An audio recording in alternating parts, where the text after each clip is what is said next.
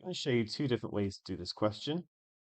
Now, I decided to let the twins' age be x and the triplets' age. If the twins are 3 years younger, then that means the triplets are 3 years older. So I went with this approach because I avoid negatives. So the sum is then going to be 2x because there's two twins that are x years old, plus 3, lots of x plus 3 because there's three triplets that are x plus 3 years old. And if we expand this bracket, we get 3x plus 9, so it's going to be 5x plus 9 overall. And you can imagine this being the nth term of a sequence, and then we're just asking which of these terms are in the sequence. Now, this number here is either going to end in a 0 or a 5, because it's a multiple of 5, which means our overall number has to either end in a 9 when this one ends in a 0, or a 4 when this one ends in a 5. And there's only one number that satisfies that, is 89. So for the purpose of this competition, we can just stop there. Let's carry on. Let's actually work out what the ages would be. 5x plus 9 equals 89. So 5x would equal 80. So x would equal 16. That's the twins' age. And then the triplets would be 19. And if you don't spot the little trick with the 0 and the 5, then you just have to set these equal to, say, 92 or whatever. 5x plus 9 equals 92. 5x equals 83. But then you'd see that x doesn't go into it, okay? It's just a longer route, but you can get there.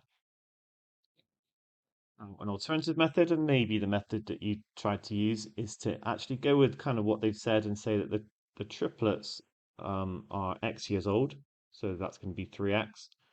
And then the twins are exactly 3 years younger, so that's going to be 2 lots of x minus 3. Okay, it works out in the same sort of way. It's just we get 5x minus 6 instead of 5x plus 9. But actually, these would give the same sequence ultimately. We just get a negative one for this one, for example. It doesn't matter for our purposes. So now remember, this either ends in a 0 or a 5. So if it ends in a 0, our number's going to end in a 4. If it ends in a 5, our number's going to end in a 9. And you get 89 that way. So it works out, two different approaches, but basically the same. But it's just worth bearing this in mind. Sometimes in these sorts of algebraic questions, it's better or just slightly more advantageous, I would say, to use a positive. You can decide how you play it. Do you say that these are 3 years older, or these are 3 years younger? Okay, that's just a decision to be made, but it doesn't really matter. It's just, in this case, it's not much harder work, but there are questions where it becomes advantageous to think about things like when you have consecutive numbers. Say you had three consecutive numbers, it can be very natural to just say x plus 1, and x plus 2.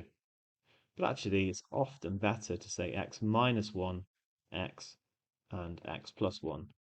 Because when you add the first three, you get 3x plus 3. It's got this extra 3. When you add the second 3, you get 3x. It's just a bit easy to deal with. So that's kind of what I'm getting at with this question. Not many advantages here, to be fair, but it's, a small advantage because you just have to deal with positives.